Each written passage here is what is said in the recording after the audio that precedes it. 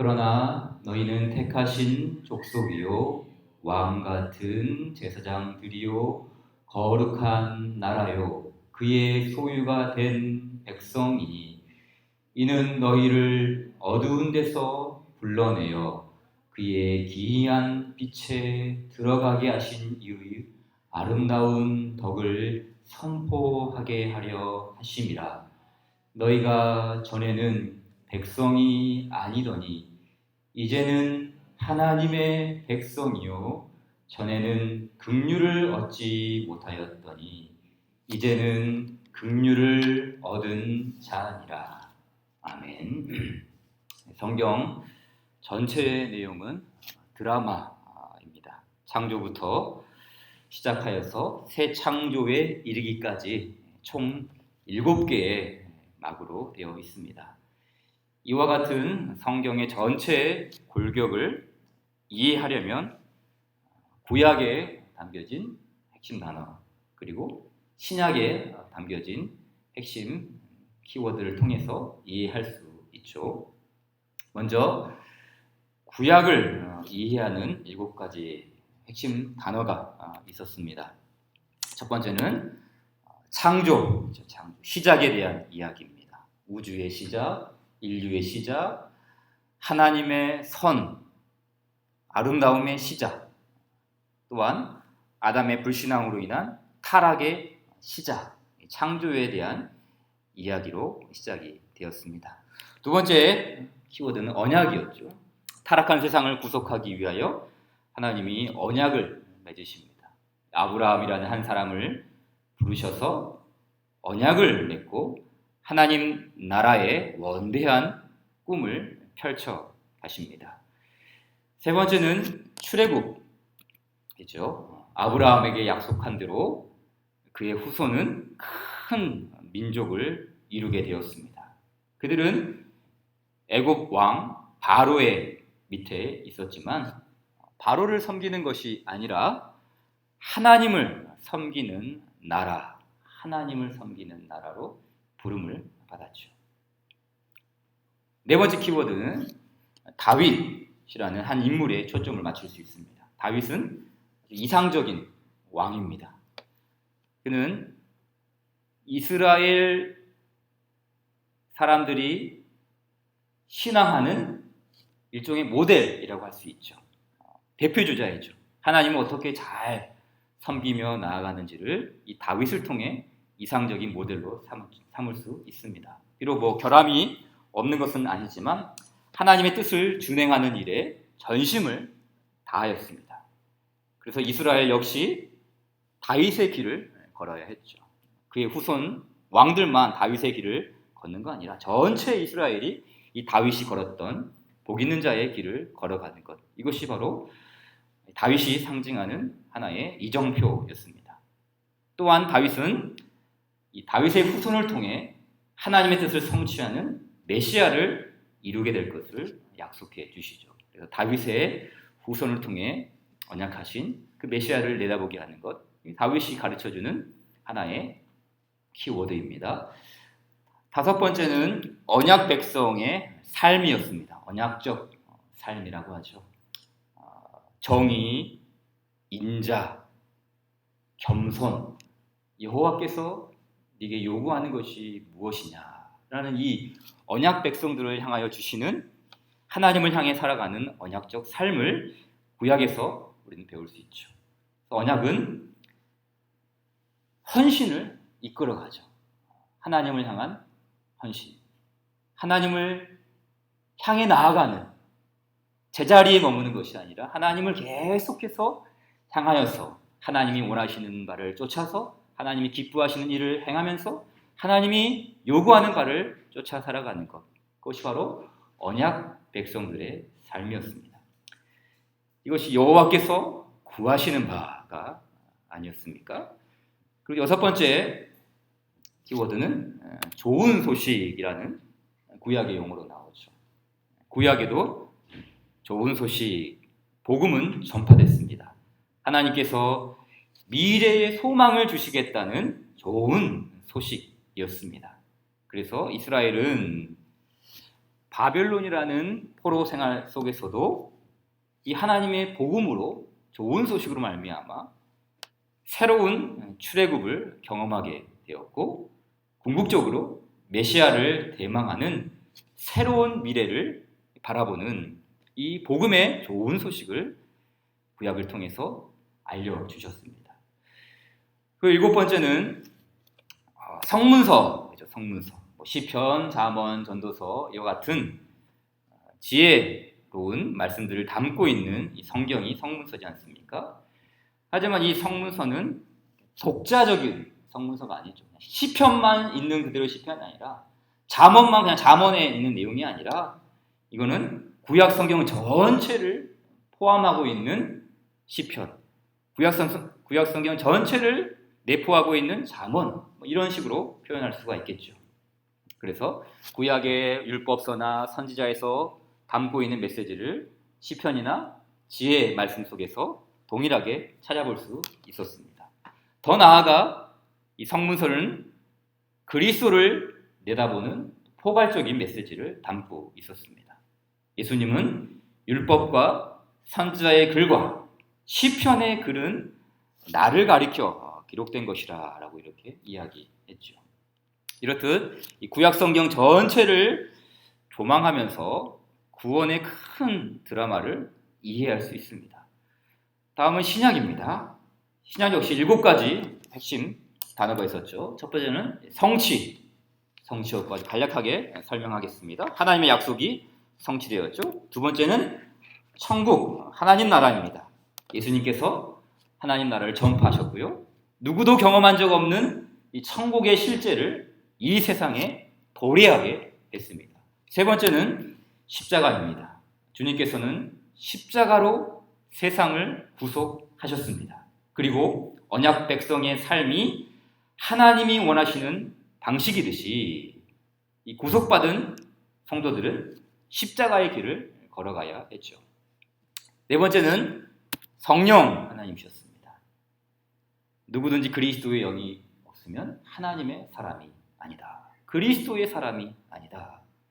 믿음, 세례, 성령은 이 초기 그리스도인들의 표지였습니다. 성령님 통해서 우리는 기도할 수 있었고 성령님을 통하여 구원의 계획을 깨달을 수 있었고 성령님을 통하여 우리의 나약한 믿음을 이끌어 가시는 이 성령 하나님의 경험이 바로 이 신약 성경을 통해서 아주 충만하게 드러났습니다. 다섯 번째는 은혜입니다. 삼위일체 하나님의 사랑은 은혜라는 방식으로 나타났죠. 하나님의 선대하심과 후하심, 바로 이 그리스도 안에서 실현된 구원의 은혜로 말미암았습니다.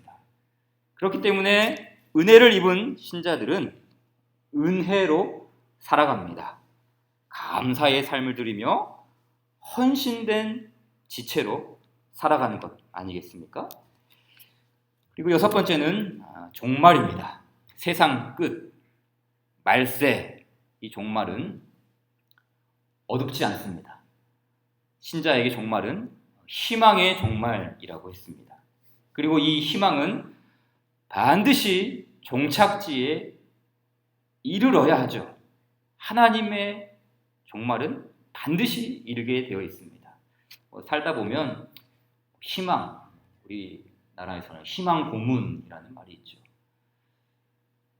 살다 보면 이 희망을 희망하지만 물거품처럼 사라질 때가 많습니다. 그러나 종말론적 희망은 반드시 이루어집니다. 막연한 희망이 아니라 정말 구체적으로 실현된 희망이죠. 하나님 나라가 도래했기 때문에 그 희망을 여기서도 맛보고 장차 올 나라에서도 맛볼 수 있는 희망이었습니다. 그리고 이제 일곱 번째, 오늘 이제 마지막으로 다루고자 할 내용은 교회, 언약 공동체로 표현되는 교회라는 용어입니다. 자, 이 구원의 드라마는 한 사람 한 사람을 아주 중요하게 여기죠. 하나님의 구속의 적용은 한 사람에게 미치죠. 한 개인에게 하나님의 구원의 은혜가 흘러 들어갑니다. 구원은 분명 개인적으로 받기 때문이죠. 그러나 하나님의 구원이 단지 개인에게만 집중된다면 과연 교회의 존재가 필요할까요? 개인에게 하나님의 은혜가 베풀어지고, 개인에게 하나님이 알아서 큐티하고 말씀 묵상하고 기도하고 인터넷으로 예배하고 개인으로만 은혜가 베풀어진다라고 한다면 교회의 존재 목적은 필요가 없는 것이죠. 하나님께서는 이 구원의 큰 계획을 한 사람 한 사람을 통해서 적용시키시지만 교회라는 아주 구체적인 공동체를 통해서 그 주님의 뜻하신 바를 이뤄간다는 사실을 우리는 성경을 통해서 알게 되지요. 이 교회 혹은 제사장 나라, 구약에서는 제사장 나라라는 표현으로 할 수 있죠. 이렇게 하나님께서는 제사장 나라, 교회, 언약 공동체를 중심으로 구원의 드라마를 펼쳐 가십니다. 가장 대표적인 예가 바로 이 아브라함부터 우리는 벌써 이게 한 개인이 아니라는 사실을 알 수가 있죠. 하나님이 아브라함이라는 한 사람에게 은혜를 베푸시고 그를 불러내시지만 결코 한 명이 아니었다는 사실을 우리는 알 수 있죠. 갈대아 우르에서 아브라함을 부르실 때 아브라함 혼자 나왔습니까? 아닙니다. 그의 아내 사라를 비롯하여서 조카 롯, 식솔들, 함께 거느렸던 하인들, 함께 핏줄되었던 친지들, 함께 다 같이 나왔습니다. 일종의 부족이죠, 부족. 이 집단으로 아브라함의 부르심을 따라 갈대아 우르에서 한 부족이 같이 나온 것이죠.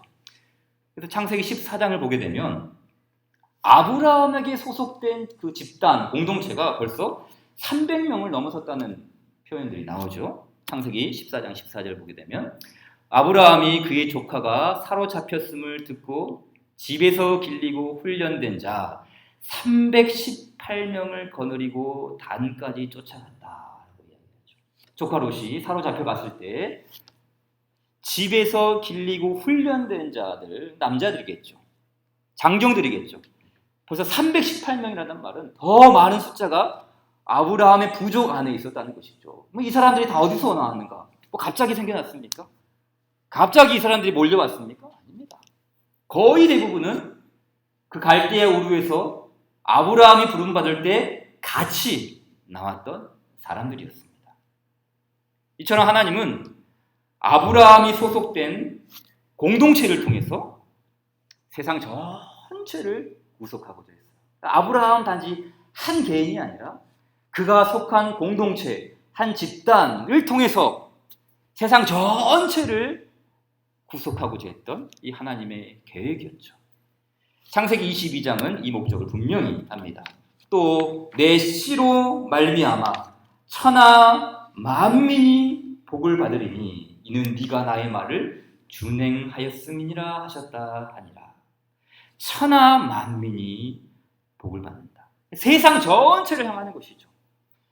아브라함에 소속된 그의 후손들과 그에게 속한 집단을 통해서, 그에게 속한 공동체를 통해서 천하 만민, 온 세상을 향하는 이 하나님의 구원의 계획.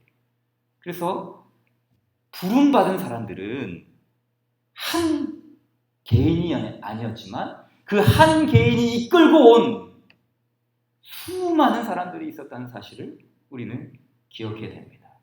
그렇게 하나님께서는 한 공동체를 통해서 세상 전체를, 어떻게 보면 이게 말도 안 되는 이야기죠. 몇백 명밖에 되지 않는 이 작은 집단을 통해서 온 세상을 주의 뜻에 합당하게 돌려놓는다라는 사실은 말이 되지 않는 이야기죠. 그러나 하나님의 그 계획이 어디에 있는지를, 그 한 집단이 구성하고 있는 그것이 무엇인지를 단지 한 가정이 아니라, 한 부족이 아니라, 어떤 한 나라를 이끌어가는 그런 한 국가가 아니라 하나님이 다스리시고 하나님이 은혜를 베푸셔서 그 민족을 통해, 그 부족을 통해, 그 집단을 통해 큰 꿈을 이루어 가시는 이 하나님의 구속의 비전을 바로 이 아브라함 공동체를 통해서 이루어가고자 했던 것이죠. 그렇기 때문에 아브라함은 일종의 뿌리라고 했죠. 뿌리가 있으면 줄기가 있고 가지가 나오지 않습니까? 이스라엘 공동체의 뿌리가 아브라함이고 언약 백성들의 뿌리 역시 아브라함이었고 제사장 나라의 뿌리 역시 아브라함, 천하 만민에게 복을 주는 공동체의 뿌리였습니다. 그래서 이 아브라함이라는 그 뿌리를 통해 계속해서 뻗어져 나오는 수많은 열매 가지들을 통해서 하나님은 천하 만민에게 복을 줄 기회를 갖고 계셨던 것이죠. 그렇기 때문에 하나님은 항상 이스라엘 백성들에게 아브라함을 부를 때, 아브라함을 소개할 때 어떻게 이야기합니까? 아브라함은 너희 조상이다 라는 이 말은 그냥 핏줄적으로 너의 그 선대 조상이 아브라함이다라는 어떤 가문적인 호칭을 가르쳐주는 것이 아니라 바로 이와 같은 계획 속에서 아브라함이 너희의 뿌리이고 그 뿌리를 통해서 내가 너희를 크게 너희 민족을 통해서 온 천하 만민을 구속하고자 했던 그 계획을 갖고 계신다는 하나님의 꿈을 보여주시기 위해 주께서는 아브라함을 너희의 조상이다 라는 말씀으로 가르쳐주죠. 여호수아 24장 3절에 내가 너희의 조상 아브라함을 강 저쪽에서 이끌어내어 가나안 온 땅에 두루 행하게 하고 그의 씨를 번성하게 하려고 그에게 이삭을 주었다. 바꿔 말해 너희의 뿌리는 아브라함이라는 것입니다. 너희의 근간은 아브라함에게 있다는 것이죠. 따라서 아브라함에게 소속되어 있다. 아브라함이 너희의 조상이다 라는 말은 어떤 의미겠습니까? 아브라함의 하나님은 곧 너희의 하나님이 되어야 한다라는 뜻이죠. 아브라함의 하나님이 나의 하나님이 되어야 되고 아브라함의 하나님이 너희의 하나님이 되어야 하고 아브라함의 하나님이 이스라엘의 하나님이 되어야 된다. 그것이 바로 너희의 조상 아브라함이다. 그리고 이 이스라엘 민족을 통해서 내가 너희 조상에게 행했던 그 언약을 이룰 것이다 라는 이 말씀을 가르쳐주고 있는 것 아니겠습니까? 자, 그렇다면 신약으로 조금 넘어와서 신약 성경에는 누가 아브라함에게 소속된 백성들이었습니까? 자, 예수님 당시 유대인들은 거의 이 아브라함을 숭상하는 정도로 할까요? 굉장히 아브라함을 존경했죠. 또한 유대인들에게 아브라함은 일종의 모델이었습니다. 유대인들에게 있어서 아브라함은 그냥 핏줄적으로 조상만이 아니라 유대인들이 따라야 하고 유대인들이 본받아야 하고 유대인들이 흠모해야 하는 아주 훌륭한 신앙의 선조였죠. 그래서 그들은 아브라함의 성품을 따라하고 아브라함이 걸었던 길을 걸으며 아브라함이 행했던 신실함을 본받아야 했습니다. 반면 어떤 사람이 아브라함처럼 살지 않는다면 아무리 혈통적으로 유대인이라 할지라도 진정한 아브라함의 후손으로 불릴 수 있느냐? 그건 별개의 문제였죠. 그래서 세례 요한이 당시 그 유대인들에게 어떻게 말했습니까? 너희가 속으로 아브라함이 우리 조상이라고 생각하지 말라. 지금 아브라함의 후손들이죠. 혈통적으로는 유대인들이고 아브라함을 그들의 조상들이라고 믿는 사람들이에요. 근데 세례 요한은 아브라함이 우리 조상이라고 너희들 생각하지 말아라. 내가 너희에게 이르노니 하나님이 능히 이 돌들로도 아브라함의 자손이 되게 하시리라. 왜 세례 요한은 유대인 지도자를 비판했습니까? 전혀 아브라함처럼 살지 않았기 때문입니다. 그 아브라함의 신실함이 없었어요. 아브라함이 그렇게 하나님을 사랑했던 그 숭고함도 없었죠. 아브라함의 후손은 혈통적인 것이 아니라 신실함이 증명해 준 것이다 라고 하는 것을 이 세례 요한도 역시 가르치고 있었던 것이죠. 예수님 역시 동일하게 유대인들을 비판했죠. 아브라함의 후손은 혈통이 보장하지 않는다는 것을 동일하게 이야기했습니다. 요한복음 8장 39절에 대답하여 이르되 우리 아버지는 아브라함이라 하니 예수께서 이르시되 너희가 아브라함의 자손이면 아브라함이 행한 일들을 할 것이다. 아무리 너희들이 유대인들이고 아브라함의 후손이고 아브라함의 씨라고 자처하지만 참 아브라함의 자손은 아브라함이 행한 일들을 할 것이다. 무엇이겠습니까? 아브라함이 경외했던 그 경외심, 아브라함이 사랑했던 그 사랑함, 아브라함이 공경했던 하나님을 향한 그 공경함, 그것이 바로 참 아브라함의 후손이라는 것을 예수님께서 가르쳐 주신 것이죠. 한 걸음 더 나아가 바울은 이를 더 분명히 합니다. 로마서 9장 6절 7절이죠. 그러나 하나님의 말씀이 폐하여진 것 같지 않도다.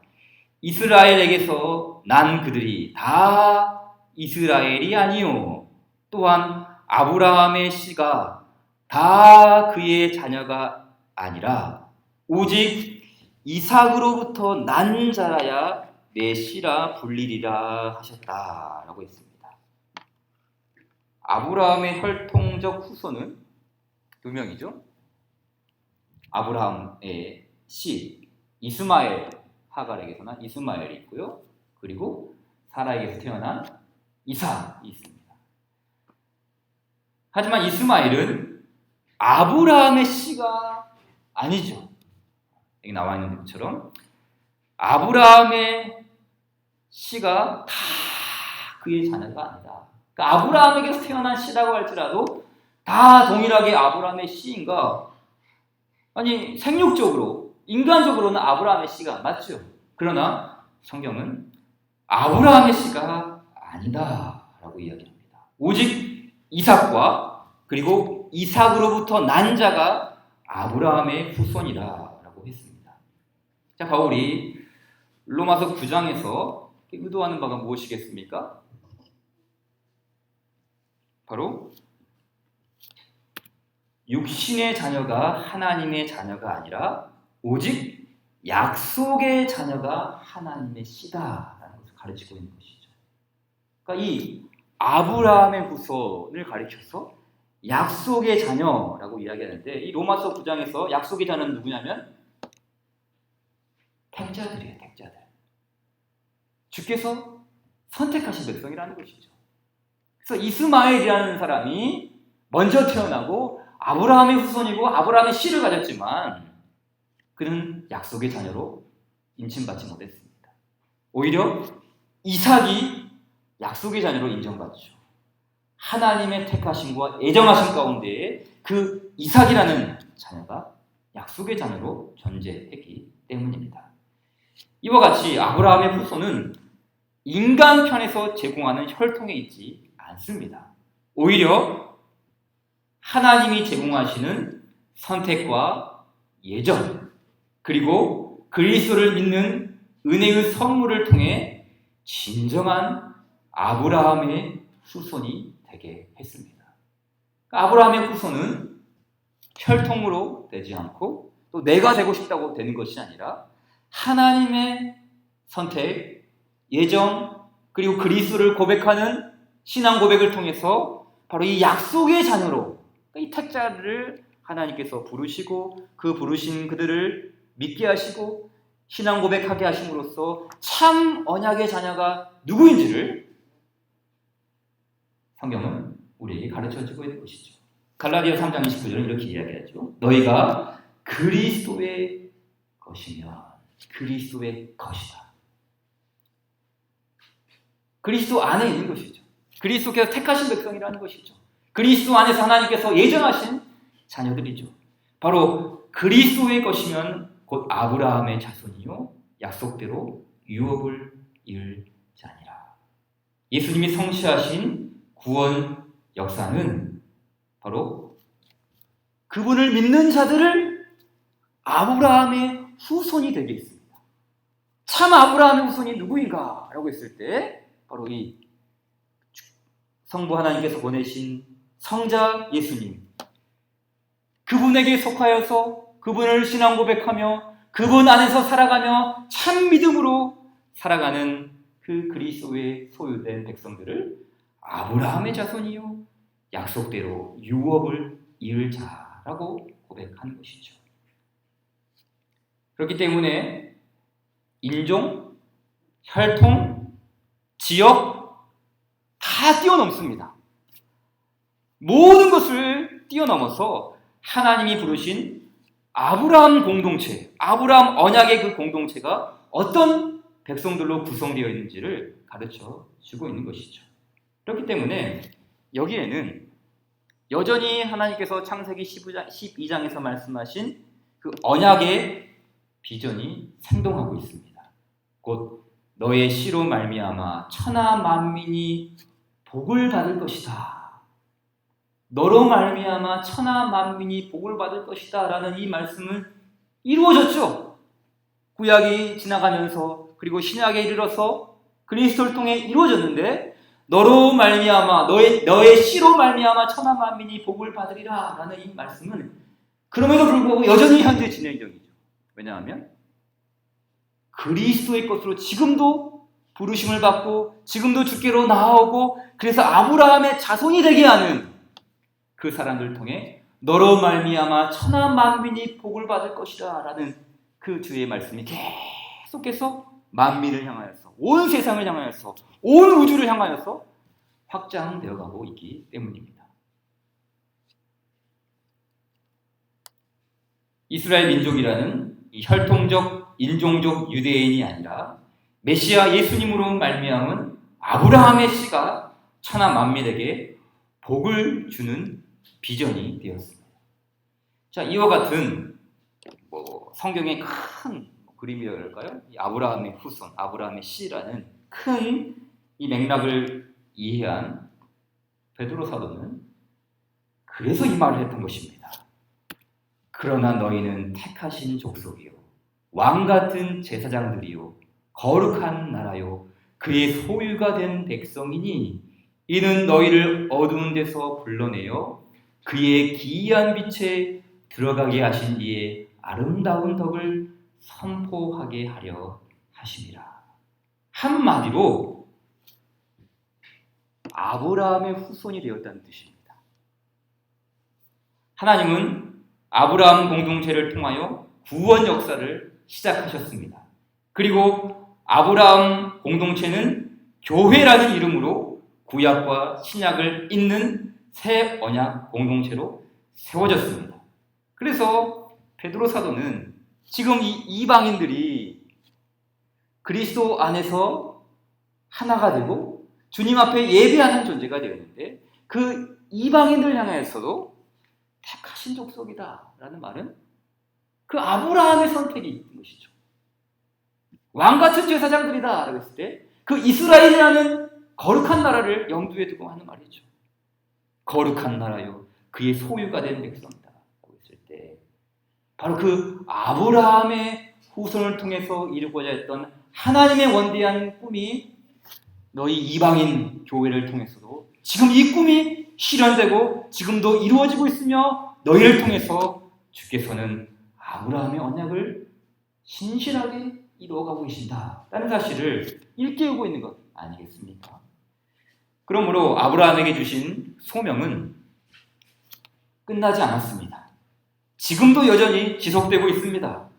아브라함 공동체는 자신의 이익을 위해서 존재하는 것이 아니라 천하 만민의 유익을 위해서 부름받았습니다. 교회 역시 동일하죠. 단지 우리가 예수 믿고 복 받는 정도의 유익을 누리는 정도가 아니라 세상에 생명을 공급하는 구원 공동체로 부름받은 집단이 교회가 아니겠습니까? 교회의 소명은 무엇입니까? 세상에 생명을 수혈해 주는 거예요. 하나님께서 그 아브라함이라는 집단을 통해서 세상에 생명을 공급해 주는, 세상에 구원을 공급해 주는 그 원대한 구원의 계획을 이루어 가셨듯이 주께서 부르시고 택하시고 구원의 은덕을 베풀어 주신 그 한 사람 한 사람을 통해 모이게 하신 교회는 동일하게 세상에 생명을 공급해주는 공동체로 존재해야 함을 일깨우는 것이죠. 택하신 족속, 왕같은 제사장, 거룩한 나라, 그의 소유가 된 백성, 이거는 우리의 그 자긍심을 붙돋기 위해서 주는 말씀이 아니죠. 이 말씀을 통해서 너희가 세상에 생명을 공급하는, 세상을 하나님의 뜻에 부합되게 만드는 그러한 공동체로 너희를 부르셨다. 그것이 바로 교회, 그것이 바로 언약의 공동체. 주께서 교회를 그러한 언약 공동체로 부르신 건 아니겠습니까? 주님께서는 이 일을 위해 구원의 큰 일을 이루셨고 교회 위에 삼위 하나님의 구원의 드라마를 보여주셨어요.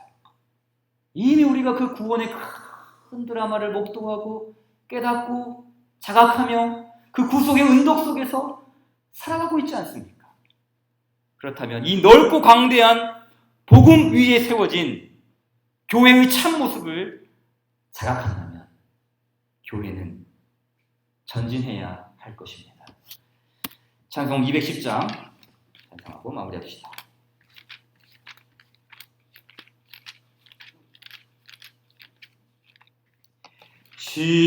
시온성과 같은 교회 그의 영광 한없다.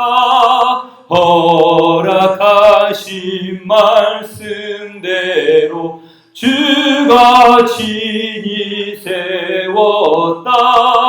반석 위에 세운 교회 흔들 자가 누구랴. 모든 원수의 워싸도 아무 근심 없도다.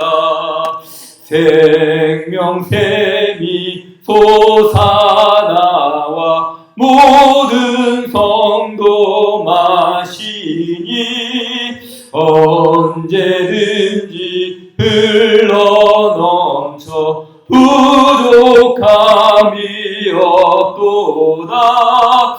이런 물이 흘러가니 목마를 자 누구랴. 주의 은혜 풍족하여 넘치고도 넘친다. 주의 은혜 내가 받아 지온 백성 되는 때 세상 사람 비방해도 주를 찬송하리라. 세상 헛되 모든 영광 아침 안개 같으나 주의 자녀 받을 복은 영원 무궁하도다.